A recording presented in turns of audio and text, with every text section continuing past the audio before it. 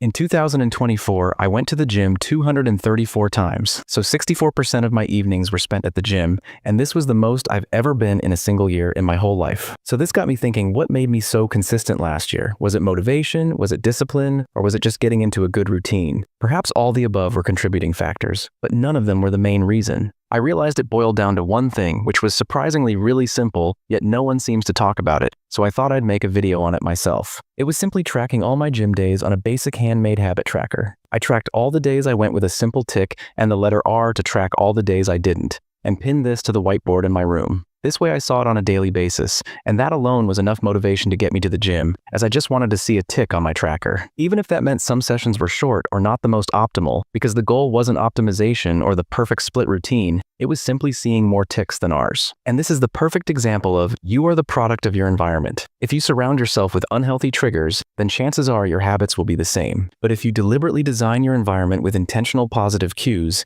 then these will act as subtle reminders, and your actions will start aligning with your end goal without much effort. For example, only keeping healthy snacks in the kitchen, a bottle of water on your desk, or in my case, a gym tracker pinned in my bedroom. Because fundamentally, the human brain seeks the path of least resistance. So make your goals as easy as possible and increase the friction between you and your unhealthy habits. Having said that, my original goal was to hit the gym at least 75% across the year, so technically I failed. I started off strong, with March and April being my best months, but as we got closer to winter, it became more difficult to maintain the same level of consistency, which explains the gradual decline over the year and sharp dip in December. But despite me technically failing, I won the bigger game. I made going gym a consistent habit and shifted my identity to a person who works out regularly, which is way more important than an arbitrary number, or being 11 percentage points off my original target. This made me finally realize the goal itself doesn't really matter. It's the person you become in pursuit of the goal that matters the most. And even if there are dips in your pursuit, the key is to just keep showing up, as consistency isn't always a linear path. In reality, it will look something like this. So if you want to stay consistent this year,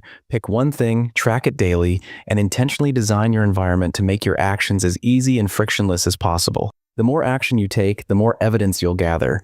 This evidence will reinforce your belief, and this new belief will increasingly cement your new identity. And the greatest force in the human personality is to stay consistent with how we define ourselves. So just do it for the next 6 months and your entire identity will shift, and you'll quite literally become a new person. The English poet John Dryden said something in the 17th century which still holds true today. First we form habits, then our habits form us.